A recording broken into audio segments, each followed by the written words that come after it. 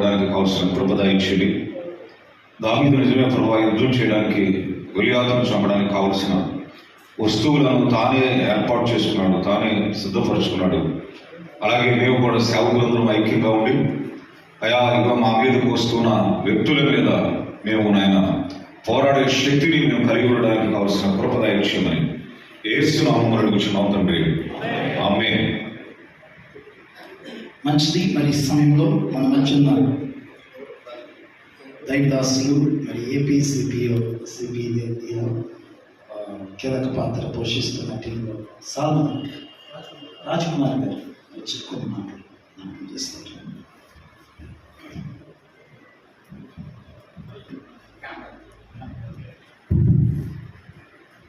సంతోషం అండి.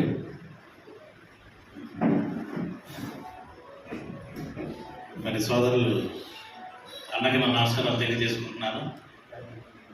జాన్ బిర్నియామకి, ఎందుకంటే పౌరుషం కలిగిన సేవకుడిగా ఉద్యమకారుడిగా కార్యక్రమాలు నిర్వర్తించుకున్నప్పుడు అందుకనే మరి ఇక్కడ కూడా వచ్చిన దైవజనులందరికీ కూడా నా నమస్కారాలు తెలియజేసుకుంటున్నాను. మరి ఇక్కడ పెట్టిన మీటింగ్ ఉద్దేశం ఏంటనేది మీకు తెలుసు.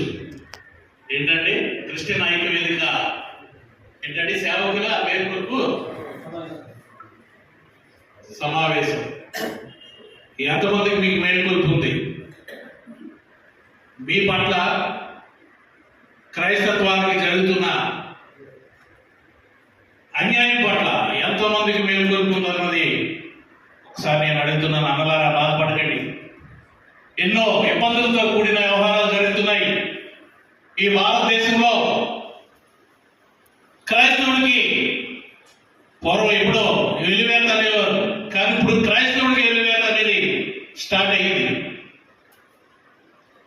మరి ఈ ఇబ్బందుల నుంచి మనం బయటపడాలంటే అలాంటి వ్యక్తులు బయటకు వస్తే వారికి వెళ్తున్నట్టుగా మనం ఉండాలి. ఏపీసీపీఏ అధ్యక్షులు మరి ఇస్మాయిల్ గారు కానీ, యోవేలయ్య గారు కానీ, ఇక సోదరులు మా సోదరులందరూ కూడా కలిసికట్టుగా పనిచేస్తున్నాం. నేను పశ్చిమ గోదావరి జిల్లా, మీ పక్కన ఉన్న పశ్చిమ గోదావరి జిల్లాలో మేము స్థానికంగా ఉంటున్నాం. నా పేరు Rajkumar, all India Christian federation state working president గా పనిచేస్తున్నాను. నేను దైవజనుడు కాదు, విశ్వాసిని. క్రైస్తత్వం పట్ల జరుగుతున్న అన్యాయాలు, దాడుల్ని